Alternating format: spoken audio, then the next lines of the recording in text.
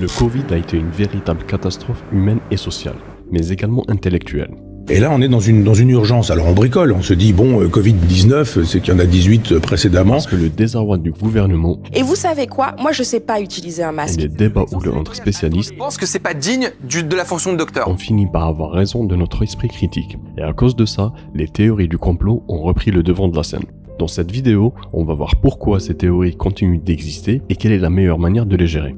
Mais avant ça, nous devons rendre justice au diable. Car l'histoire a son lot de complots avérés, et je vais vous parler de l'un des pires complots industriels. Jusqu'à tout récemment, la cigarette était très répandue en France, et tout le monde avait le droit de fumer n'importe où. Parce qu'à l'époque, on ignorait que la cigarette était une drogue toxique, ou du moins c'est ce que voulait nous faire croire l'industrie du tabac, à travers leur publicité et leur placement de produits habituels. Mais quand ils se sont rendus compte que la science commençait à rattraper leur propagande, ils ont décidé de mettre en place l'un des plus gros complots industriels du XXe siècle. Après une petite réunion dans un château au fin fond de l'Angleterre à l'abri des regards, les PDG des grands groupes de tabac américains et anglais ont décidé de lancer l'opération Berkshire, qui avait pour objectif de financer des laboratoires et des scientifiques corrompus, afin de créer des campagnes de désinformation pseudo-scientifique, dont le seul et unique but était de semer le doute sur la nocivité de leurs produits. Et finalement, cette opération s'est avérée être très efficace, parce que la nocivité de la cigarette était déjà bien établie, mais les médecins et les chercheurs lanceurs d'alerte ont été ignorés, et leurs publications n'avaient suscité aucun intérêt, que ce soit dans les médias ou bien chez les pouvoirs publics. Aujourd'hui, on arrive à expliquer ce manque de réaction par l'omniprésence des cigarettes, et par certains biais cognitifs, mais principalement à cause du lobbying de cette industrie, à travers leur publicité, leur marketing et leurs communiqués, dans lesquels ils assuraient à chaque fois qu'il n'y avait pas de lien entre la cigarette et le cancer, et qu'ils étaient très soucieux de la santé de leurs consommateurs. Mais toutes ces déclarations, en plus d'être mensongères, ne concernaient que les États-Unis, parce que des voix commençaient à s'élever contre eux. Mais entre-temps, ces grands groupes continuaient à chercher des marchés non conquis, à l'international et notamment dans le marché asiatique féminin, où ils comptaient exploiter le mouvement féministe en présentant la cigarette comme un outil d'émancipation et de libération de la femme. Mais c'était sans compter sur Dr Judith MacKay, qui a fait une levée de bouclier à base d'articles et d'études scientifiques contre la cigarette.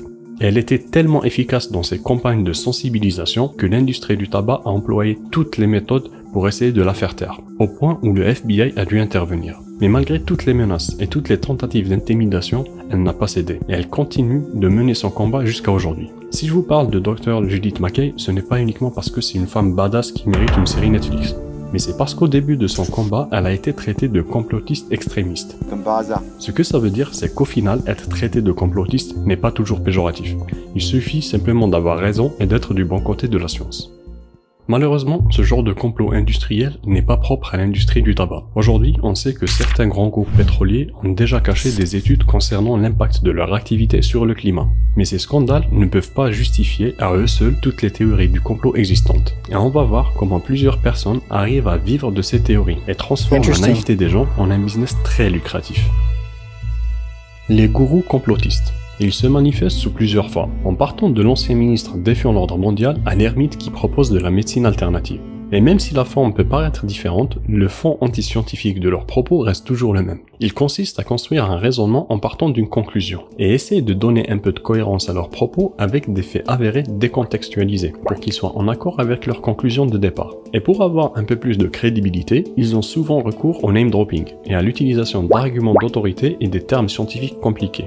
Le but de toute cette démarche est de se créer une communauté qui va être réceptive à leurs arguments afin de pouvoir en tirer profit en présentant leurs idées dans des livres vendus à 20 € l'unité. Deuxièmement, les produits dérivés. On peut considérer que les gourous précédents rentrent dans cette catégorie, mais ils sont loin d'égaler Alex Jones, qui a commencé en tant que simple animateur, et qui est devenu la figure emblématique du mouvement QAnon, grâce à son émission et son podcast InfoWars TV, qui a eu un succès retentissant quand il avait prédit les attentats du 11 septembre dans un de ses épisodes. Ce coup de chance a propulsé sa carrière de polémiste complotiste, et son programme InfoWars TV a explosé les records d'audience avec plus de 3 millions d'auditeurs par jour. Toute cette notoriété lui a permis de lancer une boutique en ligne grâce à laquelle il a accumulé une fortune personnelle estimée à plus de 5 millions de dollars. La troisième méthode est moins directe et un peu plus subtile. Elle exploite nos historiques de navigation et nos centres d'intérêt, afin de créer des profils de consommateurs plus faciles à atteindre avec de la publicité ciblée. Et pour que ça devienne profitable, il faut faire du clic, faire réagir et générer beaucoup d'interactions, afin de récolter le maximum de données et les revendre aux sites commerçants. C'est pour cette raison que les articles de presse délaissent la qualité de l'information au profit d'une pratique très commune sur Internet. J'ai nommé le putaclic. Prenons par exemple cet article. On imagine qu'avec un titre pareil, tous les parents mettent leurs enfants à la tâche. Mais si on y regarde de plus près, on se rend compte assez rapidement que l'article n'a rien à voir avec l'étude en question. Alors déjà, pour accéder à l'étude, c'est tout un parcours du combattant. On doit passer par un résumé publié sur le site du laboratoire qui lui-même nous envoie à l'abstract de l'étude à partir duquel on peut obtenir l'étude complète en libre accès. Et là, évidemment, le titre de l'étude en question est bien précis et nuancé. Et dans sa conclusion, on peut lire que les auteurs n'ont pas encore établi la nature de la relation entre les tâches ménagères et les résultats à l'école. Donc au final, l'étude a trouvé une corrélation qui a été transformée en une causalité dans l'article de presse.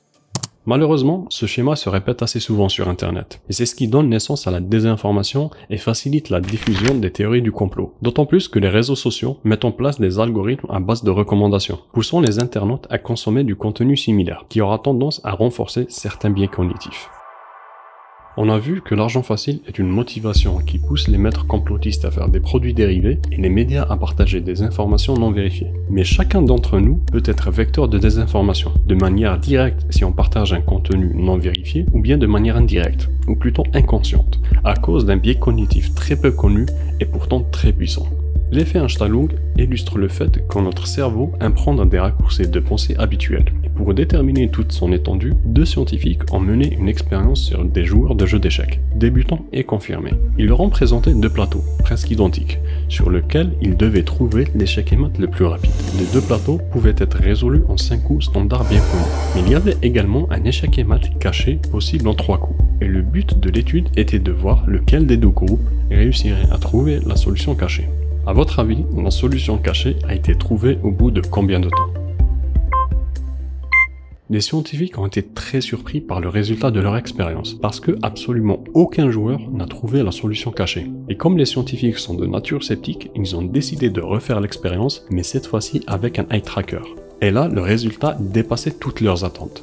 Parce que tous les joueurs confirmés connaissaient la solution, et ils se sont attardés dessus. Mais ils étaient incapables de la voir. Ils ont littéralement regardé la solution sans la voir. Alors maintenant, imaginez que c'est un médecin, en face d'une radio. Les conséquences pourraient être dramatiques. Et je pense que les scientifiques ont eu la même réflexion, parce qu'ils ont décidé de faire passer ce test à des grands champions. Et cette fois-ci, c'est sans surprise que tous les participants ont joué l'échec en 3 coups. Ce que montre cette expérience, c'est que parfois on a tendance à avoir des schémas de pensée habituels, qui auront comme conséquence de nous empêcher d'explorer d'autres alternatives, parce qu'ils sortent du cadre de notre réflexion usuelle. Et c'est en partie de cette manière qu'on peut expliquer les lectures idéologiques et simplistes de certains événements ou de certains sondages. Complot industriel, biais cognitif et abrutissement médiatique sont les 3 éléments de base pour faire vivre les théories du complot. Mais maintenant, il est temps de voir comment on peut conjointement muscler notre matière grise et combattre la désinformation à notre échelle. La première solution est assez évidente et facile à mettre en œuvre. Il s'agit simplement de ne pas interagir avec le contenu complotiste, afin de réduire sa portée, parce qu'ils dépendent beaucoup des algorithmes de recommandation, et c'est de cette manière qu'ils peuvent générer du profit et proliférer.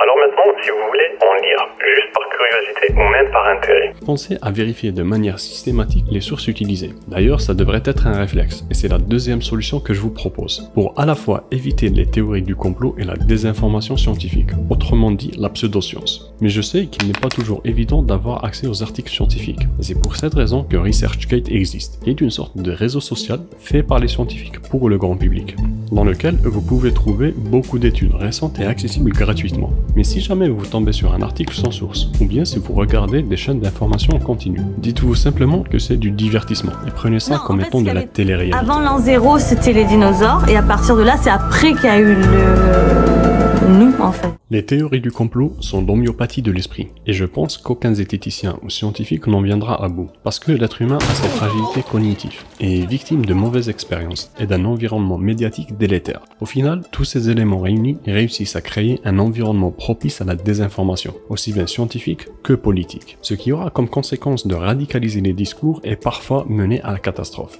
Et ce n'est clairement pas cette vidéo qui va y changer quelque chose. Mais vous pouvez améliorer les choses localement et à votre échelle, en essayant de suivre les bonnes personnes, en évitant de réagir à chaud et en vous abonnant à la chaîne.